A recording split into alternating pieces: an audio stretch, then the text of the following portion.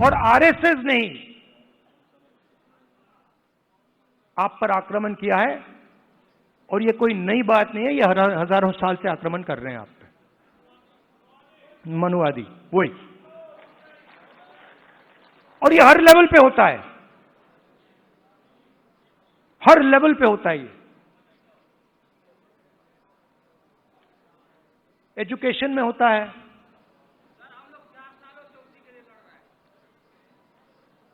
Education में होता है, बिजनेस में होता है, जुडिशरी देख लीजिए वहां होता है। सब जगह आपके खिलाफ डिस्क्रिमिनेशन हो रहा है। मोदी जी कहते हैं, मोदी जी कहते हैं, मोदी जी कहते हैं हिंदू इंडिया, हिंदू इंडिया कहते हैं। 50% हिंदू तो आप हो। अगर हिंदू इंडिया है और 50% आप हो, तो मीडिया में आपका एक आदमी क्यों नहीं है? कॉर्पोरेट इंडिया में आपका एक आदमी क्यों नहीं है? औरत क्यों नहीं है? मीडिया के एंकर्स की लिस्ट निकालो, ओबीसी नाम दिखा दो मुझे, कहां है? बड़े बड़े पत्रकारों के नाम निकालो,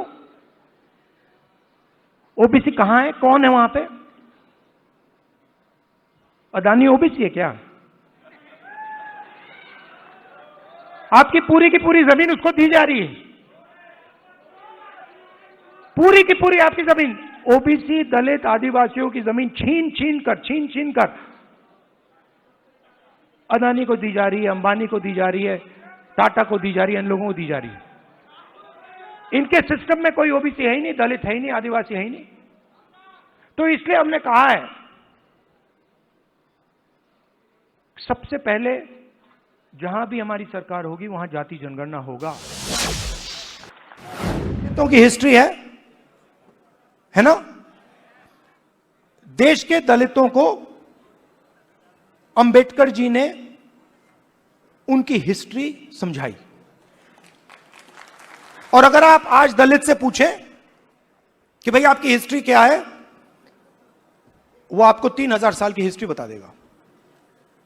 वो आपसे कहेगा देखिए हमें अछूत कहा जाता था, हमें बाहर रखा जाता था, हमें मारा जाता था। एक सेकंड में आपको बताएगा। आप वही सवाल आदिवासियों से पूछो आपकी हिस्ट्री क्या है, वो आपको बता देगा। मगर अगर आप ओबीसी से पूछो कि भैया आपकी हिस्ट्री क्या है, आप जवाब नहीं दे पाते हो। इसका कारण है आपकी हिस्ट्री को आरएसएस और बीजेपी ने मिटाया है।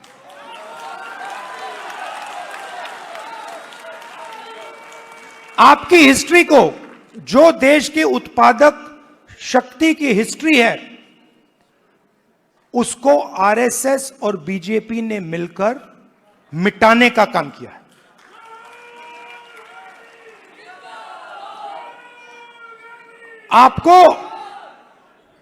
आप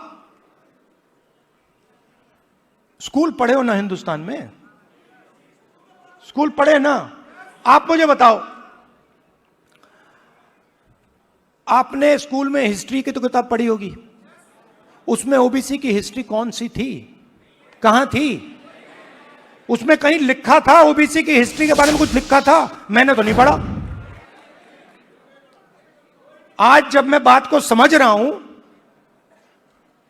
तो मैं अपने आप से सवाल पूछता हूं, भैया जब मैं छोटा था तो इस देश की जो 55-60% लोग हैं उनकी हिस्ट्री की किताब में है ही क्यों नहीं?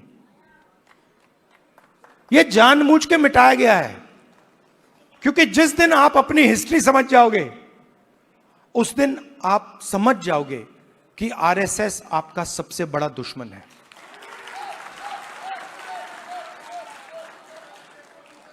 और आरएसएस ने ही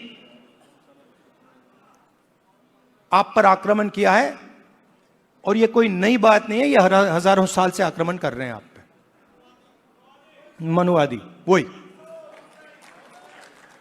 और यह हर लेवल पे होता है, हर लेवल पे होता है ये। एजुकेशन में होता है,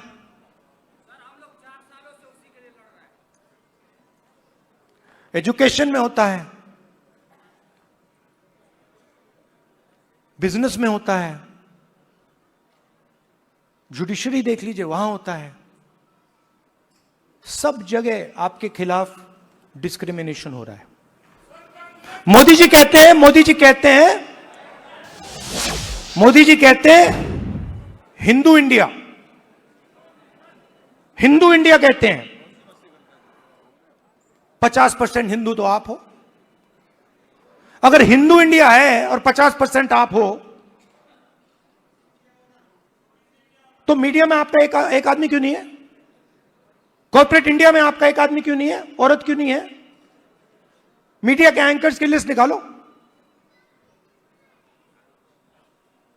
ओबीसी नाम दिखा दो मुझे, कहां है? बड़े बड़े पत्रकारों के नाम निकालो, ओबीसी कहां है? कौन है वहां पे? अदानी ओबीसी है क्या? आपकी पूरी की पूरी जमीन उसको दी जा रही है, पूरी की पूरी आपकी जमीन ओबीसी दलित आदिवासियों की जमीन छीन छीन कर अदानी को दी जा रही है, अंबानी को दी जा रही है, टाटा को दी जा रही है, इन लोगों को दी जा रही है। इनके सिस्टम में कोई ओबीसी है ही नहीं, दलित है ही नहीं, आदिवासी है ही नहीं। तो इसलिए हमने कहा है सबसे पहले जहां भी हमारी सरकार होगी वहां जाति जनगणना होगा, एक्सरे होगा, एमआरआई होगा। हमें पता लगाना है ओबीसी कितने हैं, कहां हैं, क्या करते हैं, कितनी भागीदारी है, कितना पैसा है, ये हम सब जानना चाहते हैं। दूसरी बात,